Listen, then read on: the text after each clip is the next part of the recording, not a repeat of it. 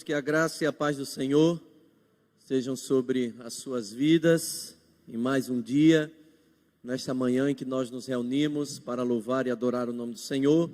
Bom dia também aos nossos irmãos e amigos que nos acompanham pelas mídias sociais. Eu espero que esse culto online dure muito pouco tempo e que você que nos acompanha aí da sua casa possa em breve estar aqui conosco. Com a graça de Deus, o ano de 2021 será um ano melhor. Pelo menos é isso que nós cremos e é isso que nós oramos. Esse ano de 2020 não foi um ano fácil, mas nós estamos encerrando este ano. Alguns dos nossos irmãos encerrando o ano ainda com muitas lutas, enfrentando esse vírus, mas Deus vai nos dando graça e nós vamos caminhando de fé em fé e jamais podemos perder a esperança. Por isso nós cremos que em 2021 toda a igreja vai voltar aqui. Eu quero dar um recado para você que nos acompanha, quem sabe no conforto da sua casa, naquela sensação de segurança ou falsa segurança, de que você está imune, está protegido de todas as coisas. Não se acomode, bom mesmo é estar aqui. Então anseie e ore para que no próximo ano você possa vir à casa do Senhor, amém? Quero convidar meus irmãos, vocês a abrirem as suas Bíblias no Salmo que nós já lemos no início do nosso culto, Salmo de número 90, e nós vamos lê-lo de maneira responsiva. Eu lerei os versos ímpares e vocês lerão os versos pares. Salmo de número 90.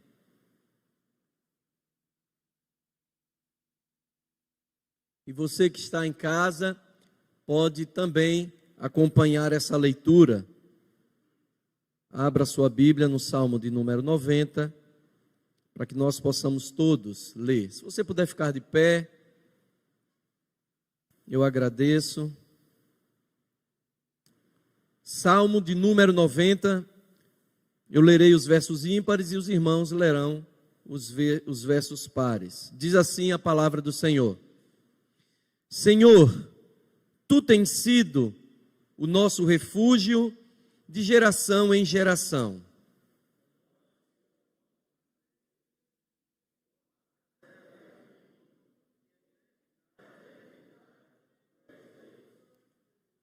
Tu reduzes o homem ao pó e dizes: tornai filho dos homens.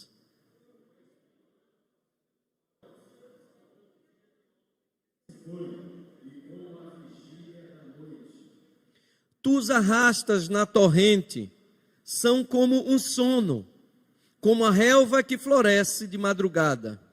De madrugada viceja e floresce, à tarde murcha e seca. Pois somos consumidos pela tua ira e pelo teu furor conturbados. Diante de ti puseste as nossas iniquidades, e sob a luz do teu rosto os nossos pecados ocultos. Pois todos os nossos dias se passam na tua ira, acabam-se os nossos anos como um breve pensamento. Os dias da nossa vida sobem a 70 anos, ou em havendo vigor a 80, neste caso o melhor deles é canseira e enfado, porque tudo passa rapidamente e nós voamos. Quem conhece o poder da tua ira e a tua cólera, segundo o temor que te é devido? Ensina-nos a contar os nossos dias, para que alcancemos coração sábio. Volta-te, Senhor, até quando? Tem compaixão dos teus servos. Sacia-nos de manhã com a tua benignidade, para que cantemos de júbilo e nos alegremos todos os nossos dias. Alegra-nos por tantos dias quantos nos têm afligido, por tantos anos quanto suportamos a adversidade. Aos teus servos apareçam as tuas obras, e a seus filhos a tua glória. Seja sobre nós a graça do Senhor, nosso Deus. Confirma sobre nós as obras das nossas mãos. Sim, confirma a obra das nossas mãos. Meu querido irmão, feche teus olhos, nós vamos ter uma palavra de oração. Deus, nós estamos diante da tua santa palavra, reconhecendo, Senhor, que nada somos diante do teu grande poder e da tua grande eternidade, mas é o Senhor quem nos dá sentido. Pedimos agora, Senhor, que todo o nosso entendimento, pensamento, tudo esteja cativo à tua palavra. Que o teu Espírito possa iluminar o nosso entendimento nesta manhã, de maneira que nós possamos ter esta palavra aplicada às nossas vidas. Nós oramos certos do teu querer e da tua boa vontade para nós, em Cristo Jesus, o nosso Senhor. Amém. Pode tomar o seu lugar, meus irmãos. Meus queridos, falar sobre vida e morte nesses últimos meses parece ser cada vez mais necessário e mais atual. Aliás, eu acho que é muito urgente. Esses nossos últimos meses, tudo isso que nós temos vivido, porque ainda não encerrou, não só no Brasil, mas em todo o mundo, revelou muita coisa. E uma coisa que foi tristemente revelada para nós cristãos, foi que muitos cristãos, a despeito de crerem na eternidade, a despeito de crerem que a nossa vida não se encerra com a morte, se desesperaram com a morte. Basta acompanhar as redes sociais nesses últimos meses, de gente conhecida, o desespero, o histerismo diante desse vírus. Diante dessa situação que não só afetou a saúde física, mas afetou a saúde financeira, a saúde social, os relacionamentos. Algo aparentemente novo, mas aparentemente novo apenas. Não é a primeira vez que o mundo vê uma peste assolando grande parte da sua população. Não é a primeira vez na história em que vemos mortes e mortes sendo contadas. A morte parece que se tornou real quando ela de fato era real e a gente não pensava ou pensava nela como algo muito distante. Os homens gostariam de jamais enfrentar a morte. É isso que nós vimos. E pensando nessa nossa realidade, à luz do texto que nós acabamos de ler, eu comecei a refletir sobre muito daquilo que faz parte da nossa cultura e já vinha fazendo parte da nossa cultura antes mesmo deste vírus se alastrar, que é a realidade da morte e a realidade da vida. Os homens não querem envelhecer, porque há um senso comum que diz que a velhice é o ocaso da vida, que a velhice antecipa o fim de todas as coisas. Dizem que a velhice é um passo antes da morte. E por não querer envelhecer, por querer fugir da velhice, porque a velhice inevitavelmente levava à morte, surgiram ao longo da história lendas e lendas acerca de uma tal fonte da juventude que tinha águas que quem delas bebessem ou quem nelas tomassem um banho, jamais envelheceriam. Parece piada, parece fábula, história para criança, coisa de desenho animado, mas é fato. Muitos homens ao longo da história se lançaram à busca desta tal fonte da juventude. E no período das grandes navegações e do descobrimento da América, isso se tornou muito intenso, porque acreditavam que esta tal fonte da juventude, estas tais águas que poderiam retardar a velhice e, consequentemente, retardar a morte, estariam aqui, nas Américas, nessas terras tropicais. E muitos que vieram para as Américas se empreenderam, melhor dizendo, a busca por essa fonte da juventude. Isso parece hilário para nós, homens e mulheres modernos, pós-modernos, que não se deixam enredar por essas coisas tão tolas. E hoje nós damos a risada, achamos isso um absurdo. Mas meu irmão, minha irmã, você que me acompanha em casa, inconscientemente, muitos de nós acreditam na possibilidade de retardar a morte, na possibilidade de retardar o envelhecimento para fugir da morte. Inconscientemente, muitos tentam driblar os anos que se acumulam e que trazem peso. É natural.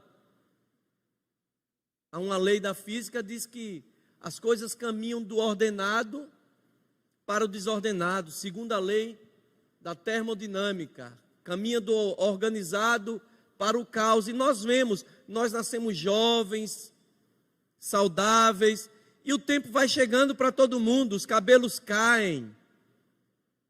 Os meus caíram, o de Chico está caindo, o de Alfeu, ele finge que não está caindo, mas está caindo. A gravidade chega para as mulheres, cai também, é natural. Vem o cansaço, vem o enfado. Mas inconscientemente, muitos acham que vão poder driblar a chegada dos anos, para tentar assim driblar a morte. E aí lotam os consultórios dos dermatologistas, dos cirurgiões plásticos, e compram cremes, e põem botox, e põem silicone, e estica aqui, e estica ali. Tem uma cantora famosa, como a gente está agora na internet, não pode falar o nome, que ela está tão esticada, que ela tem agora um furinho no queixo. Aquele furo é um umbigo. De tanto puxar, ela é negra, mas virou japonesa, de tanto esticar. Quem sabe achando que vai ficar mais bela, o que não é verdade, ou que vai retardar a velhice. É engraçado, mas as pessoas pensam que não vão chegar lá. As pessoas estão buscando a fonte da juventude, ainda que não sejam as águas que no passado muitos procuraram. Eu não estou dizendo com isso que nós não devemos nos cuidar. Não só devemos, como precisamos, porque nós também não aceleramos o processo. Precisamos de uma boa alimentação, precisamos de atividade física, precisamos dormir bem, nos preocupar menos, cuidar da saúde, porque é um dom de Deus. Mas nada do que a gente venha fazer vai driblar a velhice. Só existe uma maneira de nós não envelhecermos, que é morrermos antes da velhice chegar. Todos nós vamos envelhecer. E contrariando o que o senso comum disse, que a velhice é o ocaso da vida, Os jovens morrem também e os velhos ficam. Os sãos morrem e os doentes ficam. Não existe lógica. Não há como driblar isso. O dia final chegará para todos nós. Jó, no capítulo 14, verso 15, diz: visto que seus dias estão determinados, contigo está o número dos seus meses, e tu lhe puseste limites, e não passará além deles. A verdade é que você e eu temos data de validade, mas você e eu não sabemos que data é esta. Todos nós estamos na fila, mas nós não sabemos qual é a nossa senha. Salmo 139, 16 diz: os teus olhos viram o meu embrião. Todos os dias determinados para mim foram escritos no teu livro antes de qualquer um deles existir. Nós temos data de validade. Nenhum de nós pode usar artifícios pensando em driblar o dia derradeiro, a morte.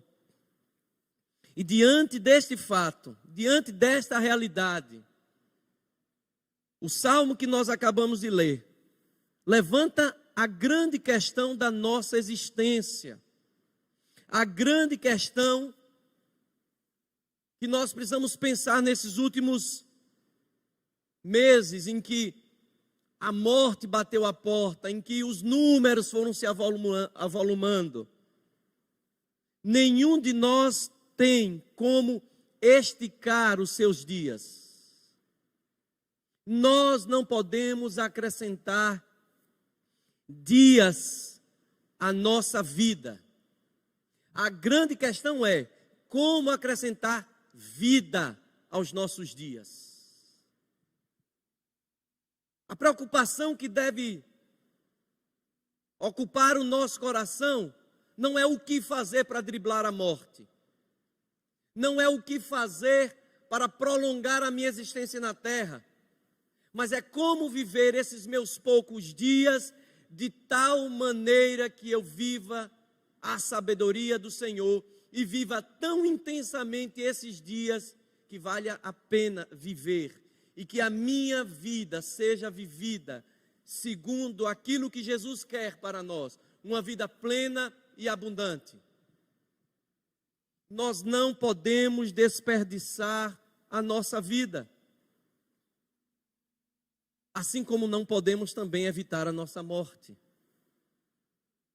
O cerne deste salmo de Moisés está lá no verso 12, que diz assim: ensina-nos a contar os nossos dias para que alcancemos corações sábios. Eu prefiro a versão da Bíblia Viva, que diz assim: ensina-nos a contar os nossos dias e usar bem o nosso pouco tempo, para que o nosso coração alcance a sua sabedoria. Usar bem o nosso pouco tempo. No entendimento bíblico do Espírito Santo que usou Moisés para escrever esse salmo,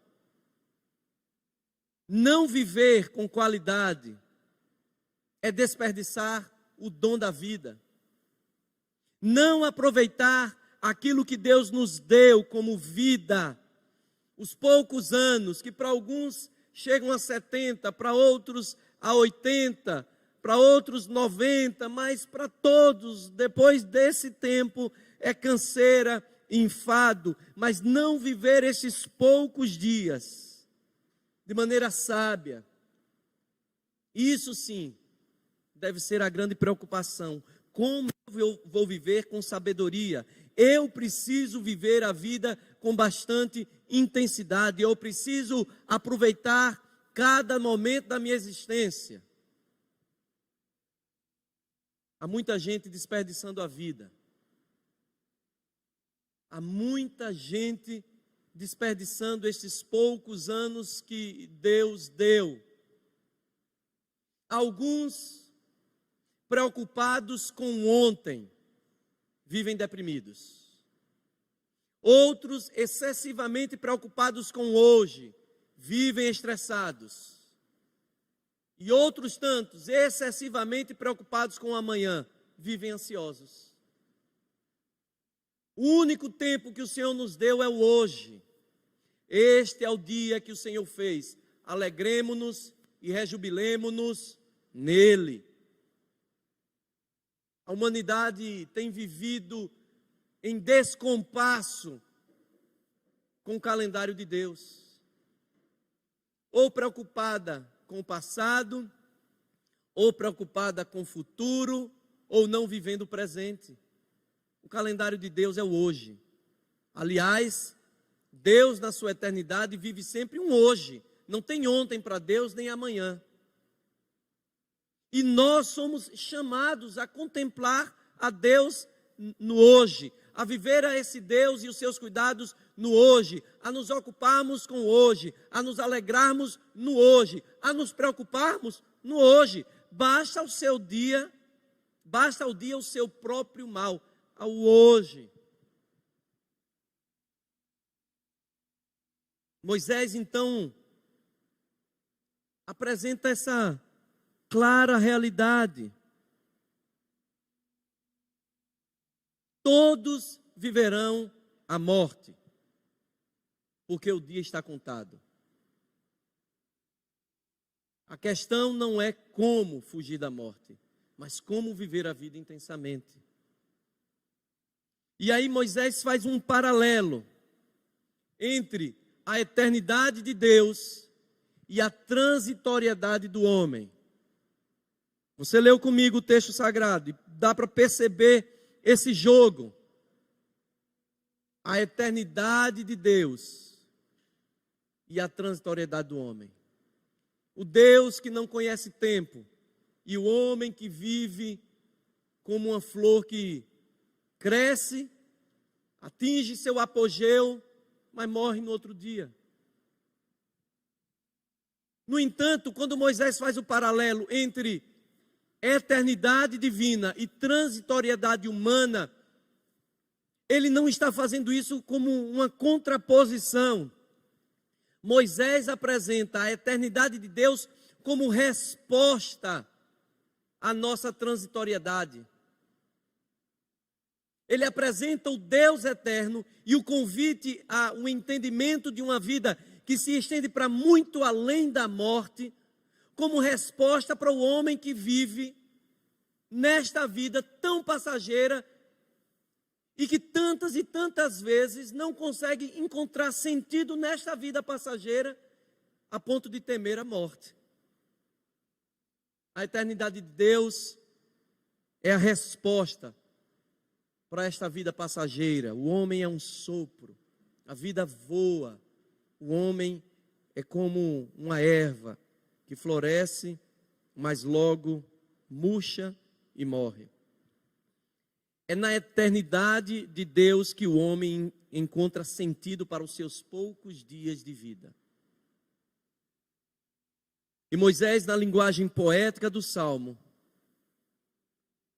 ele diz então como esse homem pode viver a sua vida de tal maneira intensa que, ainda que não acrescente dias à sua existência, ele vai viver os seus poucos dias com muita alegria, com graça e com propósito.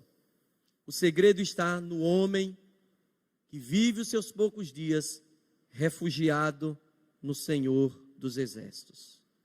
E ele começa isso justamente no verso 1. Senhor, tu tens sido o nosso refúgio de geração em geração. Refugiar-se no Senhor é o segredo para viver uma vida intensa. Refugiar-se no Senhor é um segredo para viver uma vida com propósito. Refugiar-se no Senhor é o segredo para viver os seus poucos anos de vida sem desperdiçar os seus dias. De tal maneira que quando a morte chegar, você vai ter a convicção de que viveu tudo aquilo que Deus tinha para você viver. O grande lamento de muita gente é que vive sem propósito, vive desperdiçando a vida, e quando a morte chega, ele percebe que correu atrás de muita coisa, mas perdeu a vida. Viveu sem sentido, viveu sem propósito, viveu sem intensidade. Há pessoas que desperdiçam a vida, estão cheias de preocupações. Há quem desperdice a vida cuidando da vida dos outros, quando deveria cuidar da sua própria vida. Gastam as suas energias, gastam as suas forças, gastam a sua inteligência, gastam todos os recursos que Deus deu, policiando a vida do outro, cuidando da vida do outro, dando conta da vida do outro. Vivem a vida assim, apontando para o outro. Quando chegam no final da vida, percebem que deveriam ter cuidado mais da própria vida. Se fossem tão bons em cuidar da sua própria vida quanto achavam que estavam cuidando do outro, quem sabe teriam vivido a vida da melhor maneira. Há pessoas que desperdiçam a vida acumulando bens, vivem excessivamente preocupados, correm, querem dar para os seus filhos aquilo que não tiveram, e querem dar mais, e no final da vida vão perceber que deram tudo para os filhos, mas não deram a si mesmos. A única coisa que os filhos precisavam eram de pais presentes. Desperdiçaram a vida. Aqueles que desperdiçam a vida se apegando ao direito de ter sido ofendido e de não perdoar. Carregam por anos, um ressentimento, uma mágoa, se indispõem a perdoarem, se indispõem a abrir mão, mesmo quando foram ofendidos, e vão agarrando-se à falta do perdão, vão agarrando-se, e a morte chega, ou a sua, ou a da outra pessoa, e aí vão lamentar porque não tem mais como pedir perdão a quem partiu. De um pai, de uma mãe, de um amigo. Gente que vive desperdiçando a vida. Mas a palavra de Deus nos diz que para nós enchermos os nossos anos de vida, nós precisamos encontrar refúgio no Senhor. Saber que viemos de Deus e voltaremos para Deus nos dá a serenidade necessária para vivermos cada dia com propósito. E estar no refúgio do Senhor não é tanto um lugar, mas é um estilo de vida, é algo que fala de relacionamento. Meus irmãos, nós lemos no Salmo, tem algo comum aos homens, é que todos eles enfrentarão a morte. É que todos os homens passarão por bons e por maus momentos. Todos os homens, os bons e os maus, serão atribulados, mas serão momentos de refrigério. Todos os homens, todos nós, a vida é assim. É por isso que o autor do livro de Eclesiastes diz que na vida há tempo para tudo.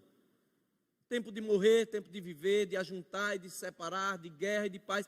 Ele está falando dos extremos da vida que todos nós vamos passar. Esse é um fato que está em consonância com o Salmo 90. Todos nós passaremos por estes momentos. Nem só bonança, nem só lutas. As lutas duram, mas passam. As alegrias duram, mas também passam. E assim nós vamos seguindo a vida. Mas quando nós estamos refugiados no Senhor, escondidos no Senhor, tendo propósito no Senhor, essas coisas não nos desesperam, não nos angustiam, não nos tiram do equilíbrio, como nós vimos muito crente desequilibrado, destemperado, histérico nesses dias. Muita gente sem filtro, muita gente revelando de fato não ter esperança de vida eterna, coisa nenhuma, apesar do discurso ser esse. E era gente buscando culpado para este vírus. É o governo, é o chinês, é o governo municipal, é o governo estadual. Desesperado. Se fecha a igreja, reclama. Se abre a igreja, já tinha um outro grupo que reclamava. E não é só no Brasil, não. Eu creio que vocês ficaram sabendo do caso do reverendo John MacArthur, nos Estados Unidos. Ele foi denunciado pelos próprios irmãos do presbitério dele, da convenção dele, que pediram inclusive a expulsão dele do presbitério, da convenção. Ele é batista, porque ele se recusou a fechar a igreja. Gente histérica, que não conseguiu ouvir as notícias e fazer um filtro de qualquer lado, meus irmãos, porque dos dois lados houve exagero. E eu falo de lados porque, infelizmente, nós temos vivido uma polarização tremenda no nosso Brasil e no nosso mundo. É admissível que nós vivamos isso lá fora, essa polarização, mas na igreja é uma vergonha. Estamos nos comportando do mesmo modo que os ímpios, que não têm esperança, que temem a morte, polarizando as coisas, desequilibrados, histéricos.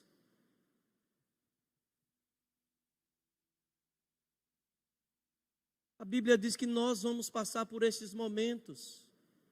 Tantas vezes somos afligidos, não foi isso que a Bíblia diz?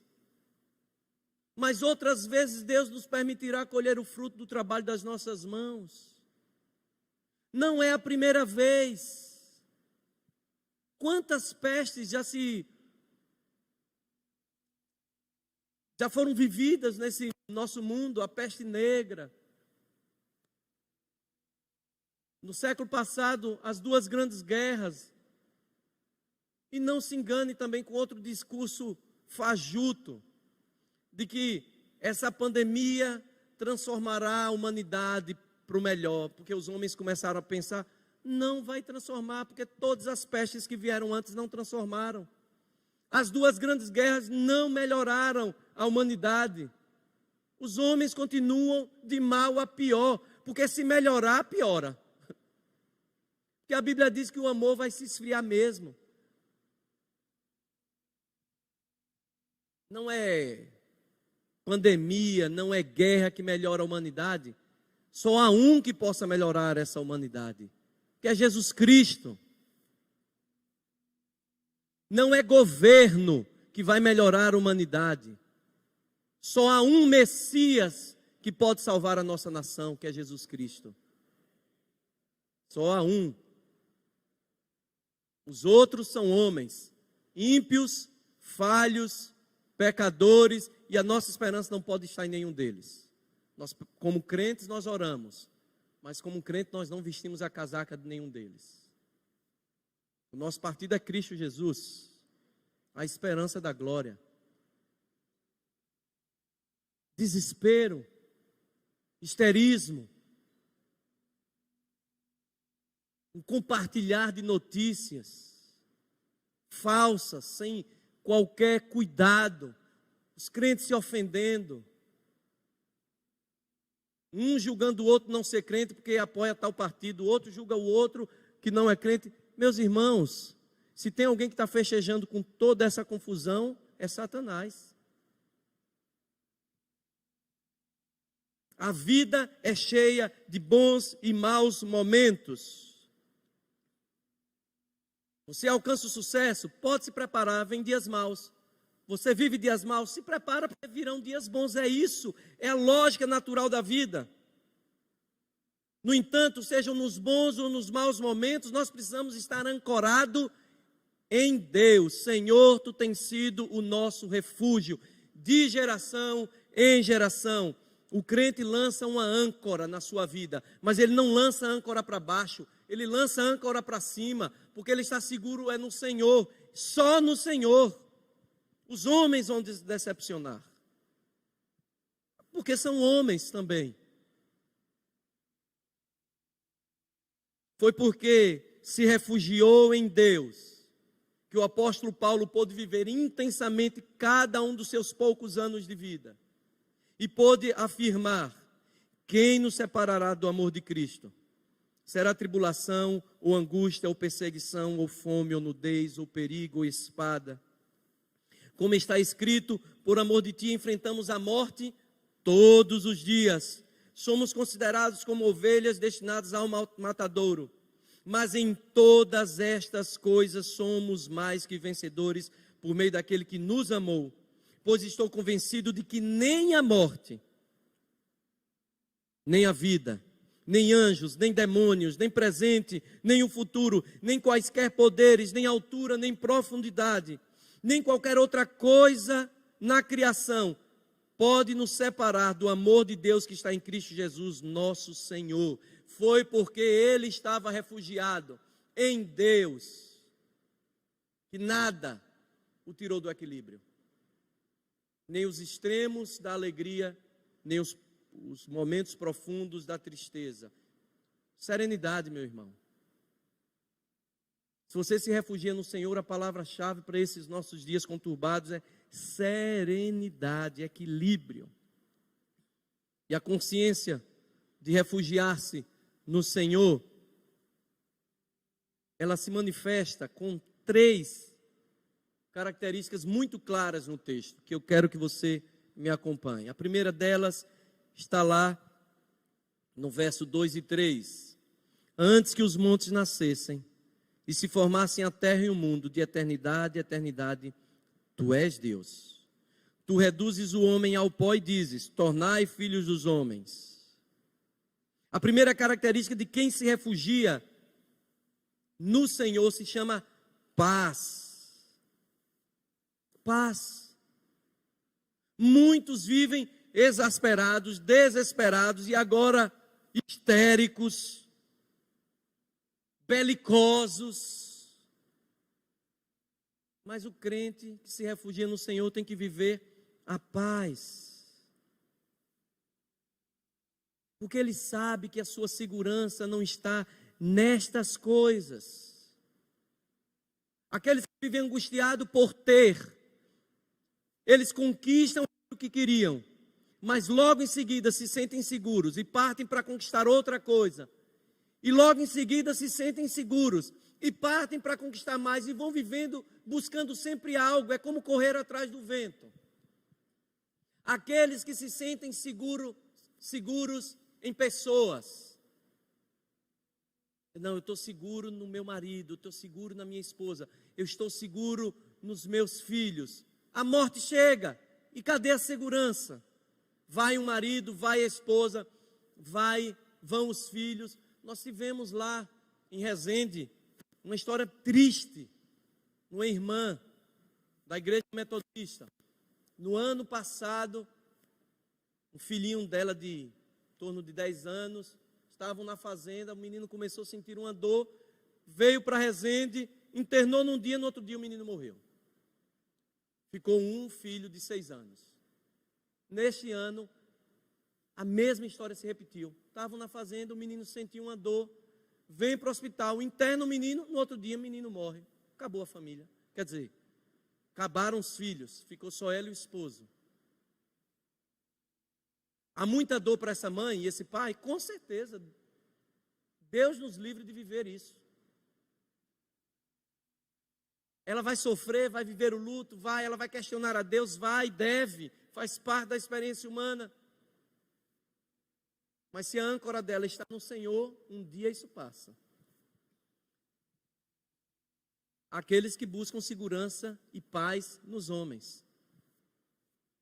Como eu acabei de falar, buscando paz e segurança nos governos. Não, meus irmãos, o nosso reino não é daqui. Isso não significa que nós não podemos lutar pelos nossos direitos, fazer valer o nosso ponto de vista, os nossos princípios cristãos. Mas saiba de uma coisa, meus irmãos, não se impõe princípio nem fé por força de lei. E ainda que os nossos princípios não prevaleçam como lei nacional, nós vamos ter que viver esses princípios pagando o preço que for necessário e amando os que nos perseguem. Não é isso que diz a Bíblia?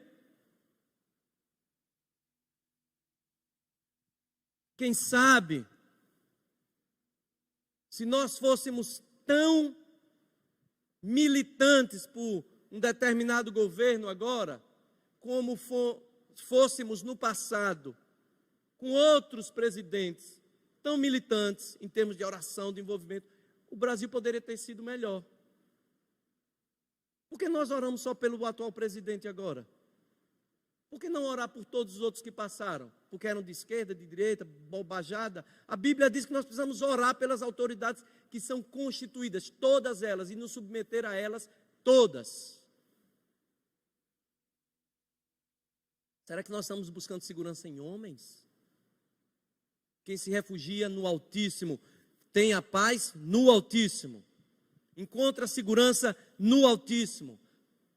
Que não se abala, porque é isso que Moisés está dizendo. De geração a geração, tu és Deus.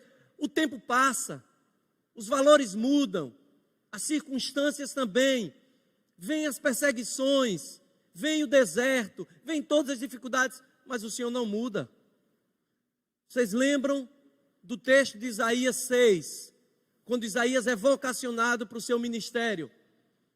Ele começa o texto dizendo: no ano da morte do rei Uzias, eu vi o Senhor sentado no alto sublime trono. Isso significa muita coisa. O rei Uzias era o grande rei que empreendeu para aquele povo crescimento econômico, que deu para aquele povo segurança militar, que desenvolveu a engenharia, que encheu os celeiros da nação. Ou seja, era um rei que simbolizava estabilidade social, econômica. Mas o rei morreu, e aí? O povo fica desesperado, porque estabeleceu a sua segurança no rei. A Isaías tem a visão que diz: no ano da morte do rei Uzias, eu vi o Senhor sentado num alto sublime trono. O pau estava quebrando, a nação estava desestabilizada, mas Deus estava no trono, sentado, o governo estava sobre ele. É essa a nossa visão. Por isso que nós temos paz. Por isso que quando nós vivemos refugiados em Deus, cada um dos nossos dias, por mais difíceis que sejam, serão dias de paz.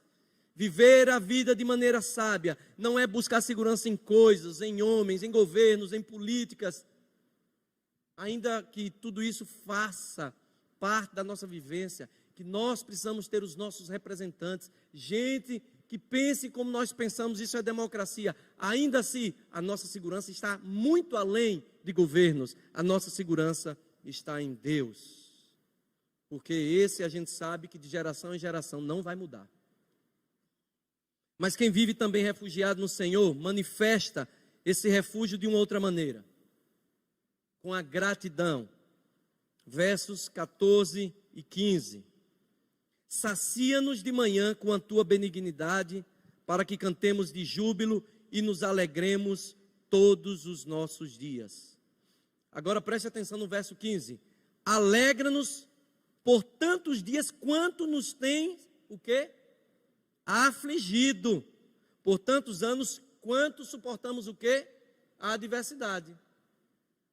Ele se alegra quando Deus abençoa com as suas dádivas, com a sua benignidade, mas ele diz: alegra-nos também, mesmo que estejamos passando por aflições e por adversidade.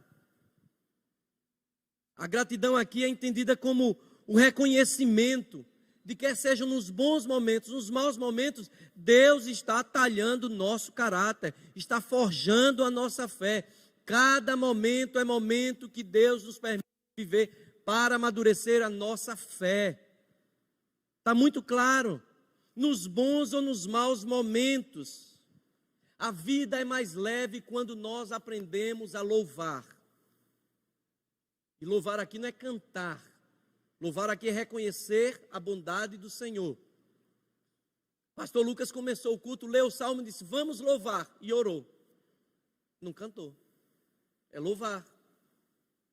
A vida é mais leve. Você quer viver bem os seus poucos anos na terra? Põe o louvor na boca, no lábio, troca murmuração, troca reclamação. Por louvor, por gratidão. Quem não tem esperança de vida eterna, se desespera, xinga, pragueja, parte para a guerra, é belicoso, toma partido, vai para os extremos, precisa vestir camisa, mas quem tem esperança, louva, louva. Reconhece que mesmo nos momentos ruins, Deus está dando para aquele que está refugiado nele, a possibilidade de aprender algo, de aprender alguma coisa, de crescer. Nós não crescemos apenas nos bons momentos. Aliás, eu creio que são nos momentos difíceis que nós crescemos.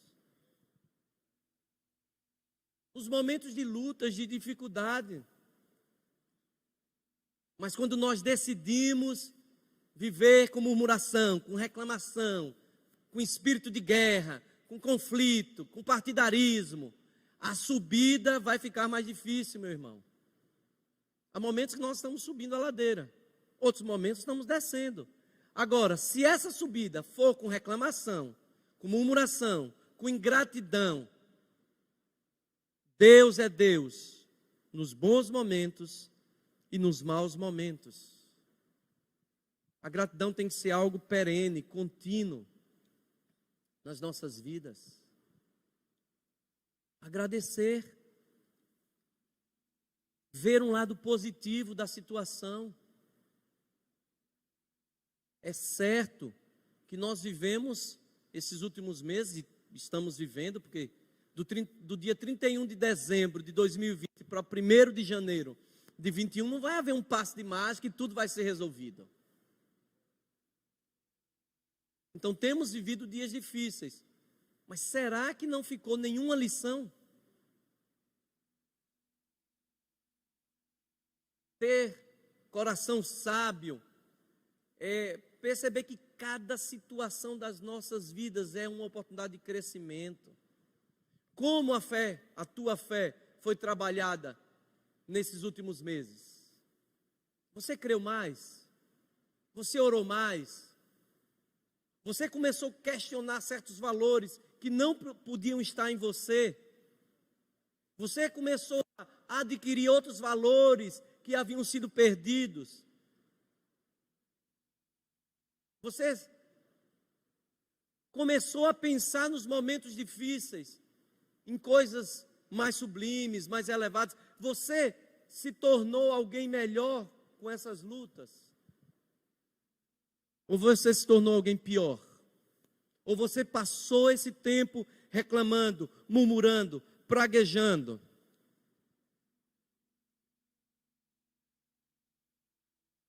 Gratidão manifesta se nós estamos vivendo bem os nossos poucos anos de vida.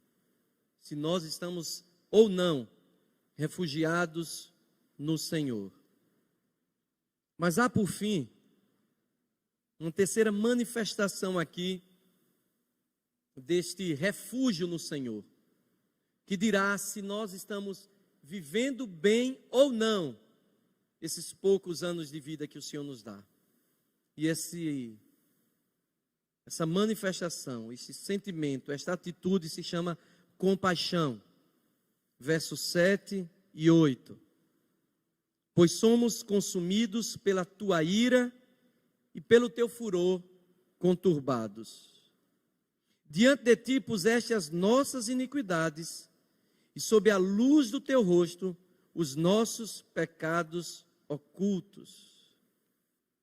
Moisés reconhece que Deus conhece todos os nossos pecados.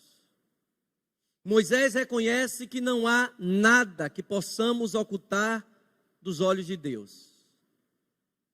Nós podemos ocultar os nossos pecados, as nossas imperfeições, as nossas incoerências dos outros. Mas ele diz: está tudo claro aos teus olhos. Todos os nossos pecados ocultos são patentes aos olhos do Senhor.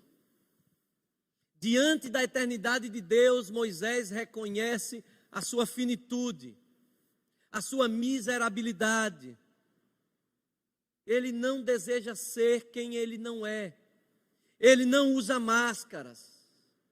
Ele se reconhece miserável, tanto quanto aquele povo que o seguia no deserto. Todos miseráveis. Todos miseráveis. E quando nós reconhecemos que somos iguais, somos miseravelmente iguais, nós somos mais compassivos, misericordiosos. A palavra compaixão significa isso. É unir o seu sentimento ao sentimento do outro. Unir a sua dor à dor do outro. Com patos. Sofrimento. Ou misericórdia, que é o mesmo sentido. Colocar o seu coração na miséria do outro. Sentir a dor do outro. E por que eu preciso sentir a dor do outro? Porque eu sou igual ao outro. Tão carente do favor divino quanto o outro, que muitas vezes nós julgamos ser inferiores a nós. Que julgamos ser piores do que nós. As pessoas a quem nós tristemente encaminhamos para o inferno, baseado no nosso julgamento, ligeiro, rápido, sem compaixão. Quem vive cuidando da vida do outro, quando deveria cuidar da sua própria vida, não é compassivo, não é misericordioso, é ímpio. Se apressando para mandar o outro para o inferno. Como se o pecado do outro merecesse mais inferno do que o meu. O meu merece graça, o do outro merece inferno. Moisés diz: Senhor, os meus pecados estão patentes diante dos teus olhos, e eu sou um miserável pecador. E ser compassivo no dia a dia nos faz viver no nível da realidade e das possibilidades. A realidade não é perfeita e a perfeição não é possível a parte da graça de Deus. Quando você e eu somos compassivos, eu vivo no nível da realidade e da possibilidade. A perfeição não é real e nem é possível a parte da graça de Deus. A vida se torna mais leve, os dias se tornam mais bem vividos. Quando você é compassivo, você entende que não adianta estabelecer metas inatingíveis de perfeição, que nem você atinge, nem as pessoas com quem você convive atingirão. E aí por isso você não vai ficar frustrado, amargurado, se lamentando. Você vai aprender a lidar com a sua imperfeição e vai aprender a lidar com a imperfeição do outro, com a impossibilidade de perfeição do outro.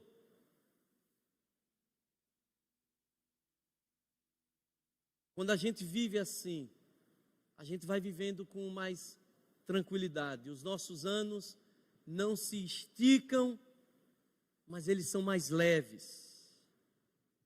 Meu querido irmão, a verdadeira fonte da juventude está aqui. Viver refugiado no Senhor, encontrar no Senhor o seu abrigo, ter do Senhor a sua paz, a fonte de gratidão e a fonte de compaixão.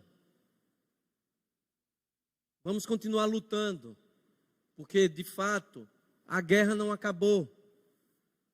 Orando, e eu vou repetir, orando pelo desenvolvimento da ciência, de uma vacina, orando, meus irmãos, orando, porque é dádiva de Deus, a medicina é dádiva de Deus, orando, na santa expectativa de que isso venha, para pelo menos amenizar o sofrimento dos que estão vivos,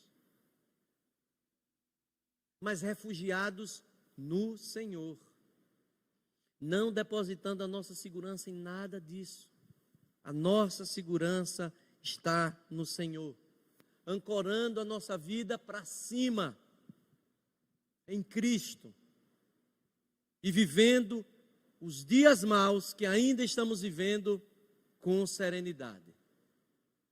O salmista diz: ensina-nos a contar os nossos dias, de tal forma que alcancemos coração sábio.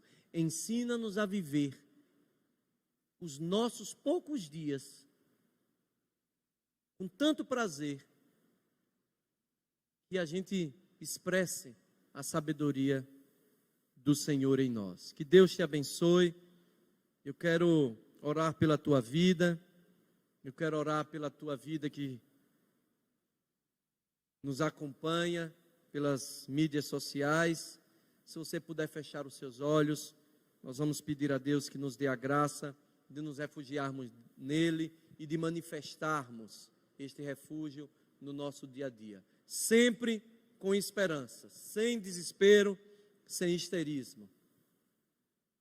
Ó Deus querido, nós te agradecemos, louvamos e bendizemos, porque até aqui o Senhor nos ajudou. O Senhor nos tem dado vida. O Senhor nos tem dado esperança. O Senhor é a fonte da paz, da gratidão, da compaixão que nós precisamos manifestar nestes dias de tanto desespero. Não permita, Senhor Deus, que nós nos deixemos enredar por essa tendência mundana do desespero, da guerra, da aflição, da polarização, dos extremismos. Que como igreja do Senhor sejamos referência de equilíbrio, de serenidade, de paz, de esperança para esta geração adoecida. Sejamos referência ao Senhor para pessoas que querem viver os seus anos de vida com muita vida, não em desespero. Visita cada um de nós aqui.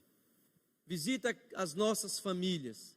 Visita aquele amigo, aquele nosso irmão que ainda está em casa.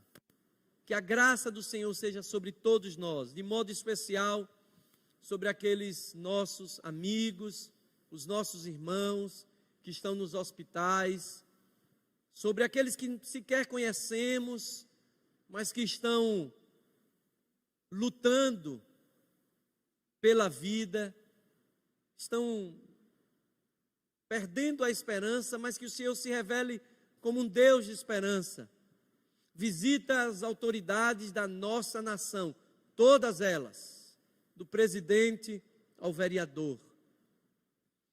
Reveste cada um dos nossos governantes com temor, com a tua graça, com o teu cuidado. Livra-os do mal, dá sabedoria aos nossos governantes, a fim de que gozemos de paz na nossa nação, que sejamos para todos eles, um lugar seguro, referência, em nome de Jesus. Nós queremos abençoar a nossa nação, todos os nossos políticos, todos eles, em nome de Jesus. E nós declaramos que só o Senhor é o Salvador da nossa nação. Só o Senhor é o nosso Senhor e Salvador. Não nos prostraremos diante de mais ninguém, a não ser do Senhor dos Exércitos. Em nome de Jesus. Amém. Amém. Que Deus te abençoe, meu querido irmão.